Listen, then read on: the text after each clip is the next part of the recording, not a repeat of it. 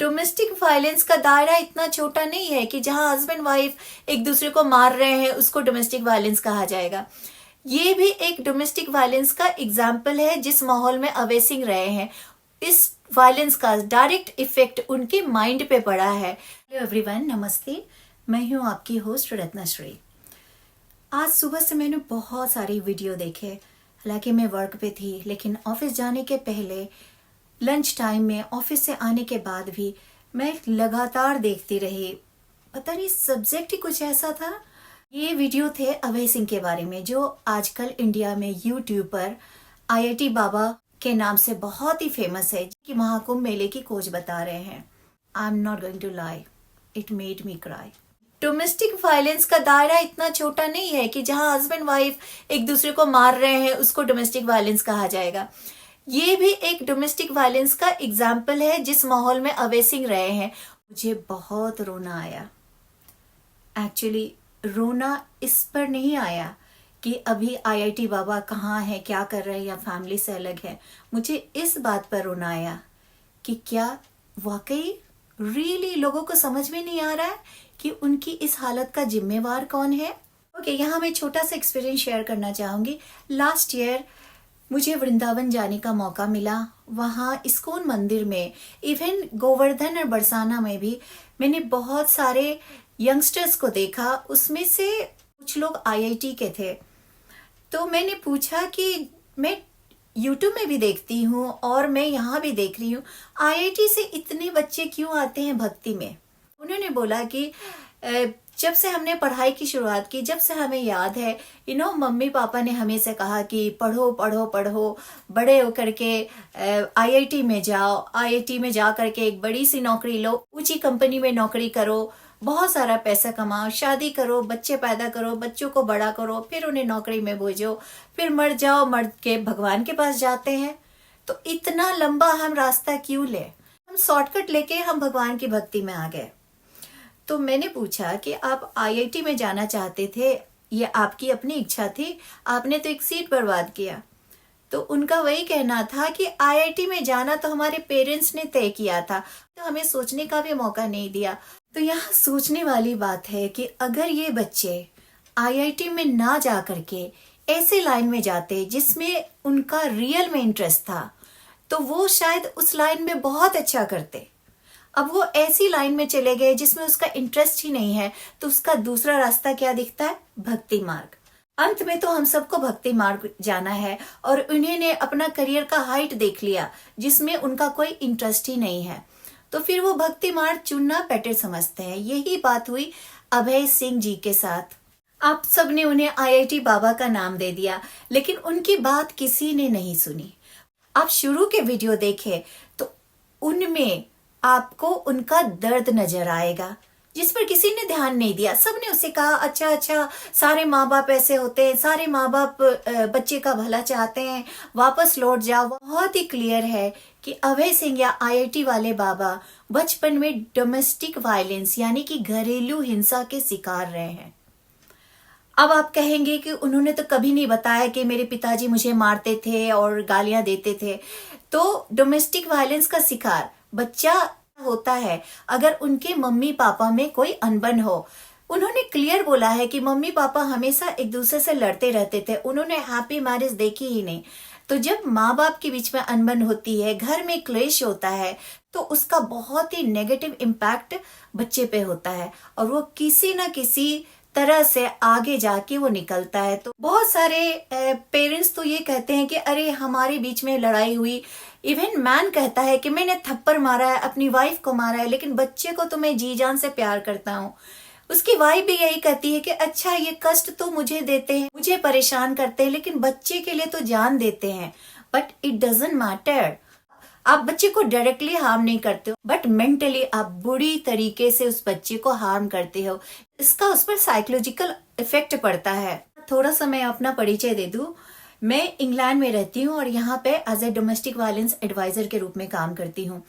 तो जिस घर में थोड़ी सी भी घरेलू हिंसा होती है, तो सबसे पहले हम ये कोशिश करते हैं कि वहां से उस मदर को बच्चे के साथ निकाल दें।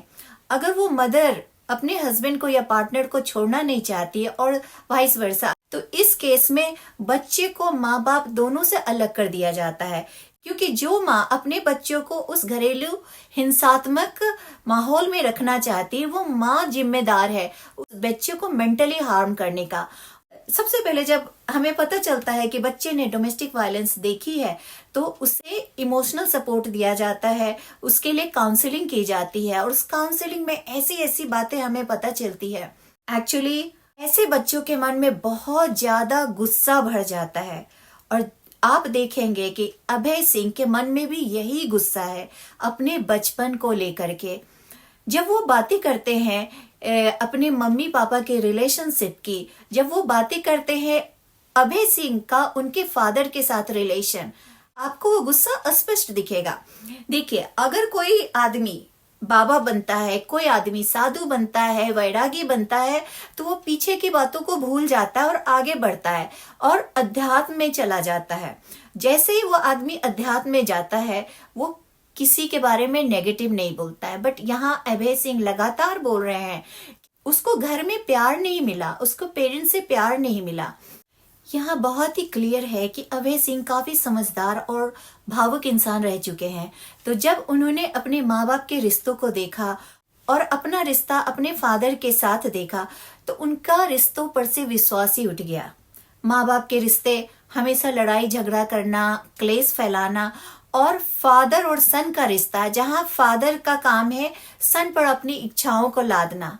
फादर ने लगता नहीं है कि कभी बैठ करके अभय सिंह से पूछा कि तुम क्या स्टडी करना चाहते हो, कौन से लाइन में जाना चाहते हो, अगर तुम्हारी लाइफ में कोई प्रॉब्लम है तो आके मुझसे शेयर करो। इवन अगर उनका कोई रिलेशनशिप रह चुका है, उसमें अगर कोई प्रॉब्लम आई, तो शायद इतना कॉन्फिडेंस उनके रिश्तों में नहीं था कि वो फादर से जाकर के इस बात को डिस्कस करते।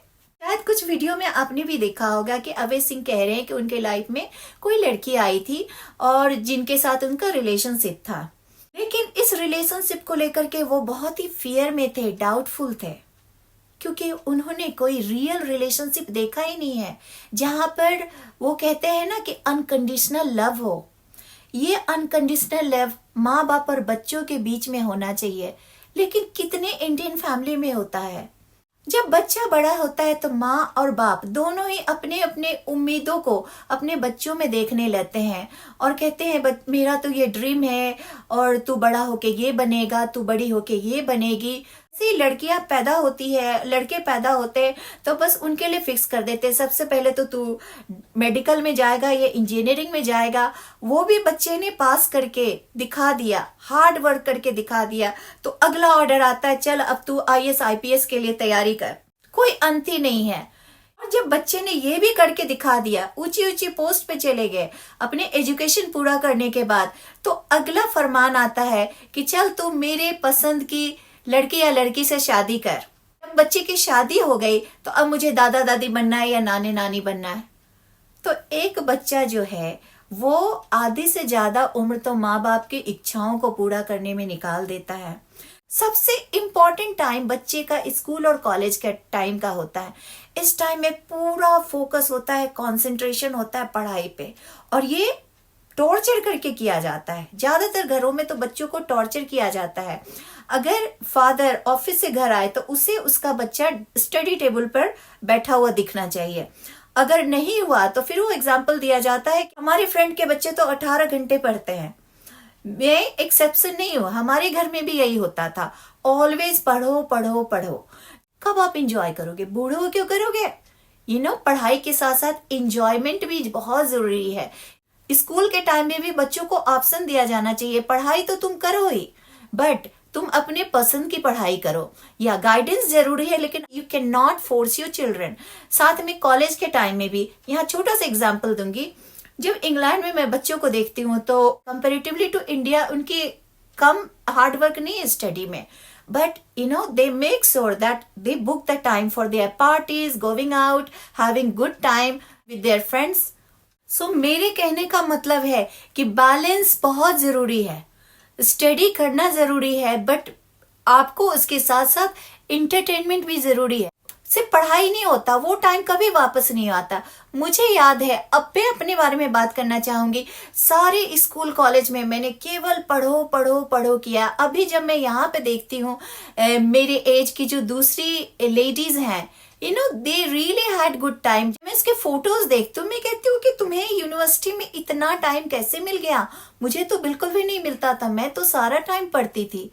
तो उन्होंने काफी लाइफ को एंजॉय किया है, जबकि मैंने पढ़ाई के अलावा कुछ किया ही नहीं। अब जो इस एज में आकर के जो आपका टाइम निकल जाता है, तो आपकी इच्छाएं भी खत्म हो जाती है। बच्चों को पढ़ाई के साथ साथ उसके इंटरटेनमेंट का भी पूरा इंतजाम करें। साथ में बच्चा क्या पढ़ना चाहता है वो भी जरूरी है। फिर से मैं आपको एक एग्जांपल देती हूँ।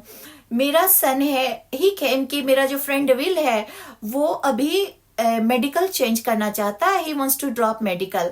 वो 1 साल से मेडिकल में उसने फर्स्ट ईयर कंप्लीट कर लिया। मैं as a Indian mom I was shocked. मैंने कहा ये कितना एक गलत एग्जाम्पल सेट कर रहा है ये तुम्हारे सामने, ऐसा कैसे कर सकता है। उस विल के पेरेंट्स क्या सोचते हैं? उसने कहा दे आर हैप्पी, और उसने अब मेडिकल को छोड़ के केमिस्ट्री में चला गया। सो वो 1 साल जो बहुत ही स्ट्रेस में रहता था, अब वो उससे बाहर निकल गया है। वो केमिस्ट्री के स्टडी में बहुत खुश है। तो क्या होता, वो इतनी स्ट्रेसफुल पढ़ाई करके एक दिन उसे लगता है कि इनफ इज इनफ, सारे बैरियर को तोड़ के वो वही करता है जो अभय सिंह आज कर रहे हैं। उनकी बातों से नहीं लगता कि वो उनकी चॉइस थी उनका आईआईटी में जाना, ये उनके फादर की चॉइस थी। प्लस फादर एंड सन में रिलेशनशिप ऐसा नहीं था कि वो बैठ करके एक दूसरे से बातें करते, जोक करते, हंसते, एक दूसरे की हैप्पीनेस पूछते, दूसरे की प्रॉब्लम को सॉल्व करते। क्या आप मेरी इस बात से सहमत है कि इंडिया में अभी भी फादर एंड सन का रिलेशनशिप बहुत ही खराब है? बच्चा घर में नॉर्मल एक्टिविटीज करता रहता है, टीवी देखता है, मे बी सिंगिंग करता है, मे बी डांस करता है, मदर से बात करता है, ब्रदर एंड सिस्टर से बात करता है। लेकिन जैसे ही फादर अपने वर्क से, अपने ऑफिस से घर में आए, तो पूरे घर का माहौल बदल जाता है। मम्मी जाके या तो किचन में काम करने लगती हैं या टीवी देखती हैं, बच्चा अपने स्टडी टेबल पर, सब क्वाइट हो जाते हैं। और यहाँ फादर का ईगो सेटिस्फाइड होता है, मैं घर में अर्न करता हूँ। ज्यादातर इंडिया में अभी भी मैन ही अर्न करते हैं, तो उनको बड़ा अच्छा लगता है कि मैं घर में अर्न करने वाला हूँ और सब लोग मुझसे डरते हैं। फादर को ये समझ में क्यों नहीं आता कि आपको डर नहीं चाहिए, आपको बच्चों का प्यार चाहिए। वो आपके बच्चे हैं, आप उसे डराए नहीं, उसे आपके प्यार की जरूरत है। आप सबके साथ मिक्स हो जाए, सबके साथ बैठ के खाएं, हंसे बोले, बच्चे से पूछे क्लास में क्या हुआ, स्टडी के अलावा भी बातें करें। तो ऐसे में क्या होता है, बच्चे और पेरेंट्स का रिलेशनशिप स्ट्रांग होता है, बच्चा अपने पेरेंट्स पे ट्रस्ट करता है। प्लस सबसे जरूरी है कि अगर माँ बाप में अच्छी रिलेशनशिप रहे तो बच्चा सेफ एंड सिक्योर फील करता है। फिर आगे के जितने भी उसके रिश्ते बनते हैं, वो सब में वो अपने पेरेंट्स के रिश्तों की परछाई देखता है और उसके आगे के रिश्ते ज्यादा स्ट्रांग होते हैं। अभय सिंह भी तो यही बताते हैं कि उसके फादर ने तो कभी पूछा ही नहीं कि वो क्या बनना चाहता था, क्या पढ़ना चाहता था। हो सकता है जब उसके फादर चॉइस देते तो वो यही रास्ता अपनाता, हो सकता है वो आईटी में जाता भी। लेकिन लगता नहीं है कि फादर ने कभी प्यार से उनसे बातें की, तभी तो वो कहते हैं कि उस घर में प्यार ही नहीं था, वहां में बस उनके एक्सपेक्टेशन को पूरे करने में लगा था। अभी भी जब आप अभय सिंह के फादर के इंटरव्यू में देखते हैं, तो अगर वो फादर वाकई में अपने बेटे को प्यार करते तो फिर वो कहते कि बेटा तू घर आ जा, तू शादी कर या ना कर, तू जॉब कर या ना कर, मुझे बस तुम चाहिए, और यहाँ रह के भी तुम अपनी स्पिरिचुअलिज्म की प्रैक्टिस कर सकते हो। तो ऐसे में शायद अभय सिंह को लगता है कि नहीं, मेरे पेरेंट्स मुझे प्यार करते हैं। डोमेस्टिक वायलेंस का दायरा इतना छोटा नहीं है कि जहां हस्बैंड वाइफ एक दूसरे को मार रहे हैं उसको डोमेस्टिक वायलेंस कहा जाएगा। ये भी एक डोमेस्टिक वायलेंस का एग्जाम्पल है जिस माहौल में अभय सिंह रहे हैं। इस वायलेंस का डायरेक्ट इफेक्ट उनके माइंड पे पड़ा है। दूसरा कि अगर उसमें इतनी गट्स नहीं थी और इतनी हिम्मत नहीं थी कि वो अपने फादर के पास जाकर के अपनी परेशानियों को डिस्कस करें, और उनके फादर में इतनी समझदारी नहीं थी कि वो बेटे के जाकर के उनके मन की बात पूछे, that's also example of domestic violence. और इसी माहौल में अभय सिंह बड़े हुए हैं। इनके फादर अभी भी यही कह रहे हैं कि वो वापस नहीं आएगा, अगर वो आएगा तो बस उसे पता है कि हम लोग उसे शादी के लिए कहेंगे, नौकरी के लिए कहेंगे, तो वो ऐसा कैसे कह सकते हैं? उनके लिए अभी भी यही मायने रखता है कि अभय सिंह शादी करे, नौकरी करे। उनके दिल में सही में अपने बच्चे के लिए प्यार होता तो वो यही कहते कि बेटा तू घर आ जा, तू हमारे कांटेक्ट में आ जा, उसके बाद तुझे पूरी आजादी है, तू जो कर, मैं तुम्हारे साथ हूँ। अभय सिंह इसी अनकंडीशनल लव की तलाश में है और इसीलिए शायद उन्होंने भगवान का रुख किया है, क्योंकि उन्हें पता है कि ऐसा प्यार से भगवान से ही मिल सकता है। तो अगर अभय सिंह को अपने पेरेंट्स से ऐसा प्यार मिल जाए जिस पर कोई कंडीशन ना हो, तो वो शायद अपने पेरेंट्स के पास लौट जाएं, जैसा कि हम सभी चाहते हैं। पेरेंट्स के लिए बहुत ही पेनफुल सिचुएशन है। मैं एज ए मदर समझ सकती हूँ कि कितना दुख होगा अभय सिंह के माता पिता के दिल में। अभय सिंह के फादर शायद ये कह सकते हैं कि मैंने ऐसा क्या अलग कर दिया जो दूसरे पेरेंट्स नहीं करते हैं। आपने सब कुछ किया बट वो नहीं किया जो अभय सिंह को चाहिए थी, एक बच्चे को चाहिए थी, एक नौजवान को अपने पेरेंट्स से चाहिए। आपने कभी उसकी बात नहीं सुनी। आपने वो सब किया जो आप चाहते थे, कभी आपने अपने बच्चे की बात सुनी? इसीलिए अभय सिंह को रिश्तों का सारा बैरियर को तोड़ना इतना आसान लगा और वो बहुत लकी है कि उसे इतनी कम उम्र में भगवान का वो रास्ता दिख गया जो कि शायद 80 या 90 साल के बाद भी हार्डली ही किसी को दिखता है। और ये अभय सिंह जी के पेरेंट्स के लिए एक मैसेज है कि आप सरल हो जाइए, ये भूल जाइए कि सोसाइटी और दुनिया क्या कहेगी। बस आप अपने अंदर झांकिए, वहां आपको अपने बच्चे के लिए सिर्फ प्यार दिखेगा। अभय सिंह को घर में लाना बहुत आसान होगा क्योंकि वो लड़का अभी भी गुस्सा में है और ये गुस्सा ये प्रूव करता है कि उसका अभी भी उसके पेरेंट्स से और उसके घर से बहुत ही डीप कनेक्शन है। अगर वो ये गुस्सा को जाहिर नहीं करता तो इससे क्लियर था कि वो पूरी तरीके से वैरागी हो गया है, बट नहीं, अभय अभी वैरागी नहीं हुआ है। उसके पास वो मोह का धागा अभी भी बंधा हुआ है घर के साथ, उसके मदर के साथ, उसके फादर के साथ। बस उसके फादर को चाहिए कि वो सरल हो जाए, ये भूल जाए कि इस दुनिया समाज मायने रखता है उनके लिए। पढ़ लिख के बड़ी नौकरी करके क्या होता है, 60 साल 65 साल में तो लोग रिटायर हो जाते हैं। कुछ साल के लिए सोसाइटी को शो ऑफ करने के लिए आप अपने बच्चे को क्यों अपने से दूर कर रहे हैं? आप अपने अंदर झांक के देखें, सोसाइटी को भूल जाए, आपको अपने बच्चे के लिए असीम प्यार दिखेगा। सिर्फ सोसाइटी के एक्सपेक्टेशन के कारण उस प्यार को वो दबा देता है, वो टफ बन जाता है। जैसे कि अभय सिंह के फादर दिखा रहे हैं, मैं बहुत टफ हूं, मैं बहुत स्ट्रांग हूं, बट नहीं, अंदर से आप सिर्फ एक फादर है। आप बहुत ही प्यार करते हैं अपने बच्चे को। इस प्यार को जब आप अभय सिंह को शो करेंगे, तू घर आ जा, बस तू रह जैसे तू रहना चाहता है, वो भागा आपके पास जाएगा। क्योंकि अभय सिंह बहुत ही विद्वान है, बहुत ही नॉलेजेबल है, बट वो वैरागी नहीं है क्योंकि उसका अभी भी बंधन घर के साथ जुड़ा हुआ है। भले ये बंधन क्रोध के रूप में प्रदर्शित हो रहा है, लेकिन ये बंधन बहुत ही स्ट्रांग है। मैं एक एक्सपीरियंस आपको बताना चाहूँगी। लास्ट ईयर जब मैं इंडिया गई थी तो मैंने अपने फैमिली में ही एक हाई अचीवर बच्चे को देखा। उसने बहुत बड़ी सक्सेस हासिल की थी। मैंने उसको बोला कि I am so proud of you, आपने ये नाम और शोहरत हासिल की है, ये स्टेटस हासिल की है और आपके पेरेंट्स तो आप पे बहुत ही प्राउड होंगे। तो वो बोलता है, आंटी आई डोंट नो वो कितने प्राउड है और मैं कितना प्राउड हूँ, but I would be more happy if I would have happy childhood. जब भी मैं पीछे मुड़ के देखता हूँ तो मुझे वही पापा की थप्पड़ की याद आती है, माँ का गुस्सा वाला फेस दिखता है जो हमेशा पढ़ने के लिए बोलती थी जब मैं टीवी देखता था या कुछ और करता था, हर चीज के लिए मुझे टोकते थे। सारी जिंदगी मैंने पढ़ो पढ़ो पढ़ो ही सुना है। तो अभी इतना पढ़ पढ़ के अब मैं यहाँ तक पहुंच गया हूँ, मैं पीछे मुड़ के देखता हूँ, मुझे ये जर्नी बिल्कुल भी इंटरेस्टिंग नहीं लगती। मुझे ये सफलता मिली है, इसके पीछे की जो कहानी है वो बिल्कुल भी हैप्पी नहीं है। इंग्लैंड में ऐसे पेरेंट्स को क्या कहते हैं? ऐसे पेरेंट्स को यहाँ पुसी पेरेंट्स कहा जाता है। पुसी पेरेंट्स के लिए बहुत ही स्ट्रिक्ट कानून है, तो आप बच्चों को फोर्स नहीं कर सकते। Do not force your children, let them grow. वो उनको एक्सप्लोर करने दीजिए कि वो क्या बनना चाहते हैं। आप पीछे से अपना हाथ उसके सर पे रखें, उन्हें गाइडेंस दें, उन पर अपने डिसीजन, अपने फैसले, अपने एक्सपेक्टेशन ना ला दें। एक एडवाइस है इंडिया के फादर के लिए।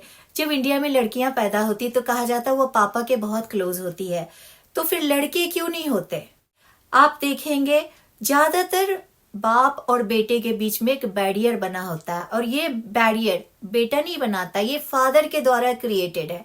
फादर हमेशा दिखाते हैं कि अगर मैं स्ट्रिक्ट ना रहूं तो लड़का बिगड़ जाएगा। एक सर्टेन एज के बाद एक फादर को अपने सन का फ्रेंड बनना चाहिए, तभी आप बच्चे के मन के अंदर झांक करके उसकी जो कठिनाइयां हैं उसको समझेंगे, उसकी जो इच्छाएं हैं उसको, उसकी जो एक्सपेक्टेशन है उसको समझेंगे, और समझने के बाद आपको उस पर अमल करना है, ना कि सोसाइटी के एक्सपेक्टेशन उस पर थोपने। नहीं तो आपका बच्चा भी आपके हाथ से निकल जाएगा। सर्टेन एज नहीं, मैं तो कहती हूँ आप बचपन से ही बच्चे के फ्रेंड बन जाइए, तब वो बच्चा आप में इतना ज्यादा विश्वास करेगा कि अपनी छोटी छोटी समस्याओं को लेकर आपके पास आएगा और आप उसके समाधान में उसकी मदद करेंगे। ऐसे आपका रिलेशनशिप बहुत ही स्ट्रांग होगा, और फिर जब वो बच्चा बड़ा होगा तो उसे अभय सिंह की तरह घर छोड़ने की नौबत नहीं आएगी। कई बार तो ऐसा होता है, कितने केसेस में ऐसे होते हैं जब मैं अपने काम के सिलसिले में देखती हूँ, पेरेंट्स को बच्चे ने बुढ़ापे में छोड़ दिया, वो मिलने नहीं जाते, तो हम उन बच्चों को कांटेक्ट करते हैं, your parents also your responsibility, like you are saying my children are my responsibility, तो पेरेंट्स भी आपकी रिस्पॉन्सिबिलिटी है। तो उनका यही कहना होता है कि अरे जब हम उस घर में बड़े हो रहे थे तो ये आपस में लड़ते झगड़ते थे, एक दूसरे को गालियां देते थे, इन्होंने मुझे कभी भी हैप्पी अपब्रिंगिंग नहीं दी है, तो मैं नहीं चाहता हूं कि उनकी परछाई मेरे बच्चों पे पड़े। जब आपका बच्चा स्कूल जाने लगता है तो आप उसकी लाइकिंग डिसलाइकिंग को बड़े ध्यान से रीड करें, स्टडी करें, और देखें कि उसका किस साइड में इंटरेस्ट है, और उसी साइड में बच्चे को इनकरेज करें, क्योंकि जहां इंटरेस्ट ना हो तो फिर वो स्टडी बेकार है, वो सारी जिंदगी वही काम करता रहेगा जिसमें कभी उसका इंटरेस्ट था ही नहीं। तो जब वो अपने पसंद के लाइन में जाता है तो उसका जॉब ही उसके लिए एंटरटेनमेंट होता है, और इस तरह से माँ बाप और बच्चों का रिलेशनशिप भी मजबूत बना रहता है। इस वीडियो के अंत में मैं यही कहना चाहूंगी कि सारे इंडिया के लोगों की तरह मैं भी यही चाहूंगी कि अभय सिंह का उसके पेरेंट्स के साथ रिलेशनशिप अच्छा हो जाए, बट उसके पेरेंट्स को अपने हृदय को खोल के जो प्यार है उनका बेटे के लिए वो उसे प्रदर्शित करना पड़ेगा। वो अभी भी सोसाइटी के प्रेशर में, अभी भी उनके लगता है कि लोग क्या कहेंगे अगर मेरा बेटा अध्यात्म की राह पे चलता है। इसी के साथ मैं इस वीडियो को समाप्त करती हूँ। मैं आपसे रिक्वेस्ट करूंगी कि अगर आप मेरे विचार से सहमत हैं तो कमेंट बॉक्स में जाकर के अपनी राय जरूर दें, और साथ ही ये वीडियो पसंद आए तो इसे लाइक शेयर एंड सब्सक्राइब करें। फिर मिलेंगे अगले वीडियो में।